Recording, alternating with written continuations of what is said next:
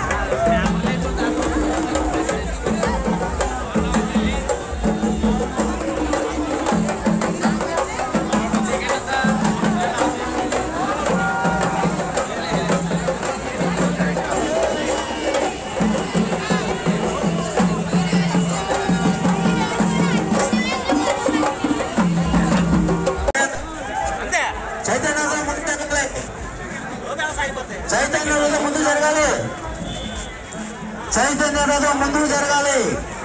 అనితమ్మ చైత్యాత్ర మొదలైంది. అనితమ్మ చైత్యాత్ర మొదలైంది. అనితమ్మ చైత్యాత్ర మొదలైంది. మీకోసం నేను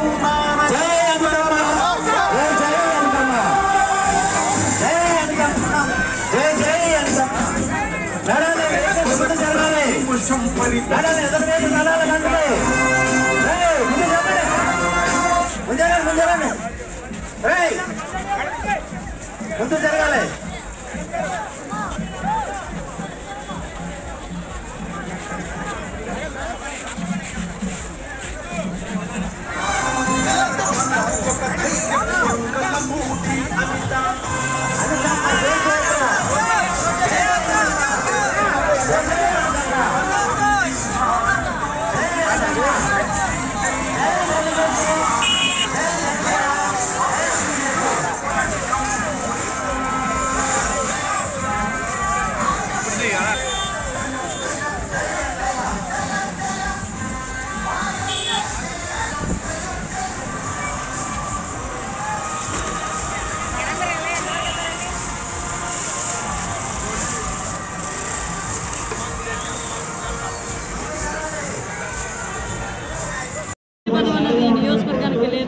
ఫస్ట్ టైం చంద్రబాబు నాయుడు గారి దయతో ఈ నియోజకవర్గానికి నా మూలంగా అంటే నా పరంగా ఈరోజు మంత్రి పదవి రావడం అన్నది నిజంగా చాలా ఆనందంగా ఉంది.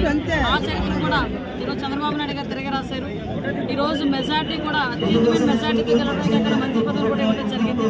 నిజంగా పాయకరావుపేట నియోజకవర్గ ప్రజలందరికీ కూడా పేరు పేరున పాదాభివందనం చేయాలి. ఎందుకంటే నేను ఇలా ఈ రోజు నుంచి మాట్లాడగలుగుతున్నానంటే అది ఆ రోజు 2014లో పాయకరావుపేట నియోజకవర్గ ప్రజల ఆశీర్వాదం కానీ 2024లో పాయకరావుపేట నియోజకవర్గ ప్రజల ఆశీర్వాదం.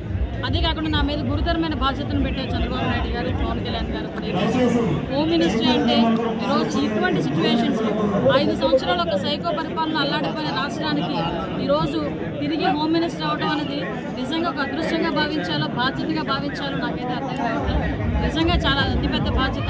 ఎందుకంటే గంజాయి మత్తులో తుల్లాడుతున్న పిల్లలతో సైతం, చిన్న పిల్లలు సైతం గంజాయి మత్తులో తొలుగుతున్నారు, డ్రగ్స్ మత్తులో తొలుగుతున్నారు. ఆడపిల్ల మీద అఘాయిత్యాలు పెరిగిపోయినాయి, విపరీతంగా ల్యాండ్ కబ్జాలు పెరిగిపోయినాయి. లా అండ్ ఆర్డర్ అన్నది పూర్తిగా అసలు ఎక్కడ లేని పరిస్థితి జరుగుతుంది. అదేవిధంగా ఐపీఎస్ ఆఫీసర్స్ కొంతమంది అయితే ఈ రోజుకి కూడా వైఎస్ఆర్సీపీ తొత్తులుగా వ్యవహరించారు లాస్ట్ 5 సంవత్సరాలు.